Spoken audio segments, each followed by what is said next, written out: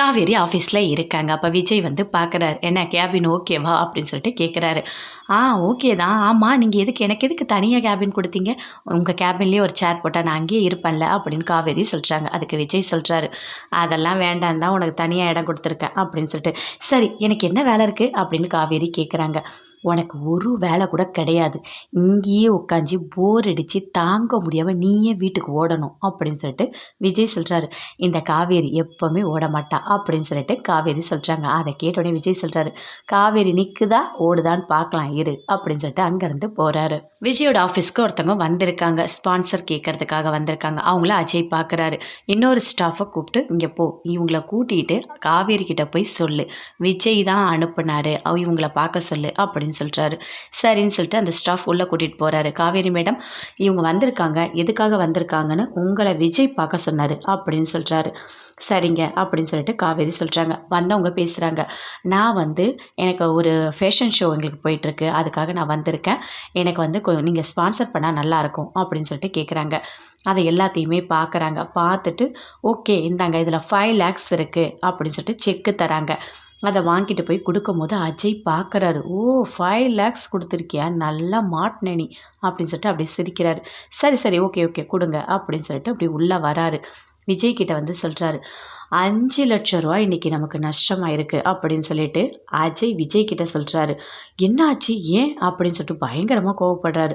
ஆமாம், காவேரி யாருன்னே தெரியாத ஒருத்தவங்களுக்கு 5 லட்சம் ரூபா ஸ்பான்சருக்கு கொடுத்துருக்கா அப்படின்னு சொல்கிறாரு. அதை கேட்டோன்னே பயங்கரமாக கோவம் வருது. விஜய் ஃபோன் பண்ணுறாரு. காவேரி இங்கே வா, என் கேபினுக்கு வா. நீங்கள் தான் என் கேபினுக்கு வரக்கூடாது சொன்னீங்க, நான் தான் சொல்கிறேன் வா அப்படின்னு சொல்லிட்டு கூப்பிடுறாரு. உள்ளே வந்தோடனே பயங்கரமாக திட்டுறாரு. எவ்வளோ தைரியம் தான் நீ 5 லட்சம் ரூபா செக்கு போட்டு கொடுத்துருப்ப அப்படின்னு சொல்லிட்டு திட்டுறாரு. இல்லை, அவங்க ஸ்பான்சர் பண்ணுறதுக்காக கேட்டாங்க. என்ன கேட்டாங்க, என்ன தெரியும் உனக்கு? கொஞ்சம் கூட யோசிக்கவே மாட்டியா? அறிவே கிடையாதா? 1 ரூபா கூட இங்கே கணக்கு வரணும், இங்கே பார்த்து தான் நாங்கள் செலவு பண்ணுவோம். நீ என்ன இஷ்டத்துக்கு வந்தவொடனே 5 லட்ச ரூபா நஷ்டமாக்கி வச்சுருக்க அப்படின்னு சொல்லிட்டு பயங்கரமாக கத்துறாரு. இல்லை, அவங்க ஸ்பான்சர் பண்ணுறாங்க, நம்மளோட அந்த புது கன்ஸ்ட்ரக்ஷன் வருது இல்லை, அதை அட்வர்டைஸ்மெண்ட் நம்ம அதில் பண்ணலாம் அப்படின்னு சொல்லிட்டு காவேரி சொல்கிறாங்க. அப்படி அட்வர்டைஸ்மெண்ட் பண்ணால் நிறைய பேர் நம்மளோட ஃப்ளாட்லாம் வாங்குவாங்க அப்படின்னு காவேரி சொல்கிறாங்க. ஆமாம், 10 வருஷம் எக்ஸ்பீரியன்ஸ் இருக்குது இவளுக்கு, உடனே இந்த மாதிரி சொல்கிறதெல்லாம் நடக்கும். ஸ்பான்சர் பண்ணால் பார்க்க வந்தவங்கெல்லாம் உடனே பில்டிங் வாங்கிடுவாங்களா? கொஞ்சம் கூட அறிவே கிடையாது அவனுக்கு அப்படின்னு சொல்லிட்டு விஜய் பயங்கரமாக காவேரியை திட்டுறாரு. காவேரி அப்படியே அமைதியாக இருக்காங்க. அஜய் மனசுக்குள்ளே பயங்கரமாக சிரிக்கிறாரு. விஜய் காவேரி 2 பேருமே காரில் வராங்க. அப்போது விஜய்க்கு ஃபோன் வருது. அட்டன் பண்ணி பேசுகிறாரு. இங்கே பாருங்கள், கிச்சனோட இடம்லாம் அந்த அளவு தான் இருக்கும், அவங்க சொல்கிற மாதிரி பெருசாலாம் கட்ட முடியாது, நான் என்ன சொல்கிறேன்னா அதை அப்படியே செய்யுங்க அப்படின்னு சொல்லிட்டு ஃபோனை கட் பண்ணுறாரு. என்னங்க, ஏன் ஒரு சமையல் ரூம் கொஞ்சம் பெருசாக கட்டக்கூடாதம்மா? நீ பேசவே பேசாது, எனக்கு பயங்கரமாக தலை வலிக்குது, வாயை மூடிக்கிட்டு வா அப்படின்னு சொல்லிட்டு விஜய் காவேரியை திட்டுறாரு. இல்லை, உங்களுக்கு பிபி ஏதாவது இருக்கா அப்படின்னு சொல்லிட்டு காவேரி கேட்குறாங்க. ஏன் இல்லையே, சீக்கிரமாக வந்துடும் அப்படின்னு சொல்கிறாங்க. என்ன கொழுப்பு உனக்கு, எதுக்காக நீ இப்படிலாம் பேசிகிட்டு இருக்க அப்படின்னு விஜய் திட்டுறாரு. இல்லை, ஒரே ஒரு விஷயம் டைம் கொடுங்களேன், கொஞ்சம் பேசிக்கிறேன் அப்படின்னு சொல்லிட்டு காவேரி சொல்கிறாங்க. இங்கே பாருங்கள், உங்களுக்கு ஒரு வீடு கட்டுறனா பார்த்து நல்லா கட்டுறீங்க, ஏன்னா உங்களால் 10 வீடு கூட வாங்க முடியும், அப்படி இருக்க நீங்களே பார்த்து அழகாக கட்டி வாழறீங்க. அவங்களுக்கெல்லாம் ஒரே ஒரு வீடு தான் கஷ்டப்பட்டு வாங்குறாங்க, அவங்களுக்கு பிடிச்ச மாதிரி கிச்சன் பண்ணி கொடுக்குறதுல உங்களுக்கு என்ன கஷ்டம்?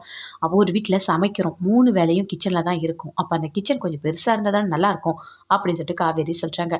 அதெல்லாம் பண்ண முடியாது, இது ஒன்றும் இண்டிவிஜுவல் ஹவுஸ் இல்லை, இது ஃப்ளாட்டு, என்ன பண்ணுறோமோ அப்படி தான் கட்ட முடியும், அவங்க இஷ்டத்துக்குலாம் கட்டித்தர முடியாது அப்படின்னு விஜய் சொல்கிறார். அப்படி கட்டினா மற்ற எல்லா பிளேஸும் சின்னதாகிடும் அப்படின்னு சொல்கிறாரு.